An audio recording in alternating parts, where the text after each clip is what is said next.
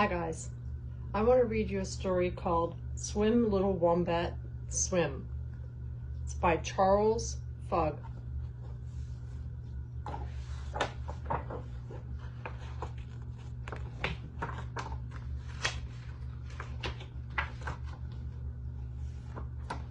Little Wombat was looking for apples.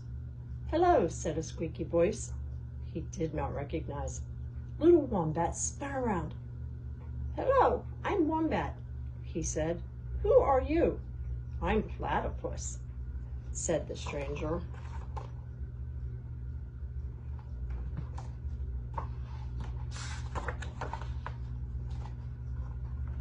Then Platypus waddled over to the pond and disappeared under the water. "Platypus!" Little Wombat giggled. "Platypus!" He tried to waddle too. He giggled and he waddled closer and closer to the water's edge.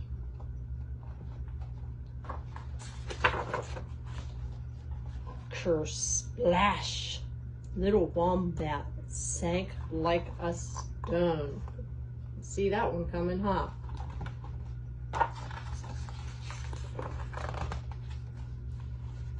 In a flash, Platypus darted towards him, and before he knew it, Wombat was back at the surface.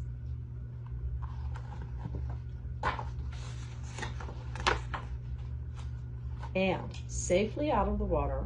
"Thank you, Platypus," he sputtered. "How did you learn to swim like that?" "It's easy," Platypus smiled. "I'll teach you."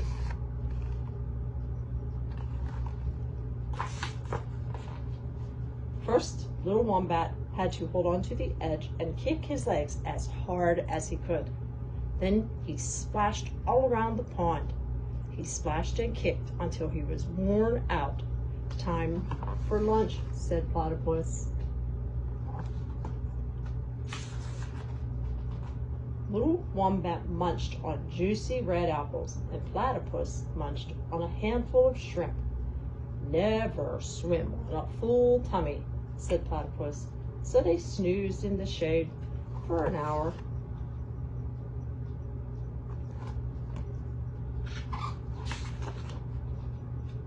That afternoon, Little Wombat learned to paddle with his arms and dive like a frog. Then, through all the splashing, Little Wombat heard his name being called. Rabbit and Koala had come to see what he had been doing all day long. Little Wombat beamed. "Platypus taught me to swim," he said. "Come on, Platypus, let's race."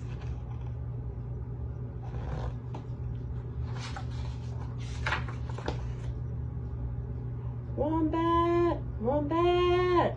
Koala and Rabbit cheered him on.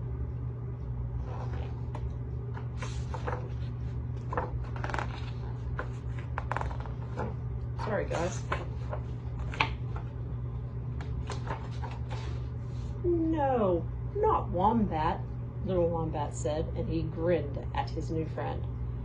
"Wombatopus." Looks like Little Wombat got two things today. He learned to swim and he made a new friend. I miss you guys. Bye.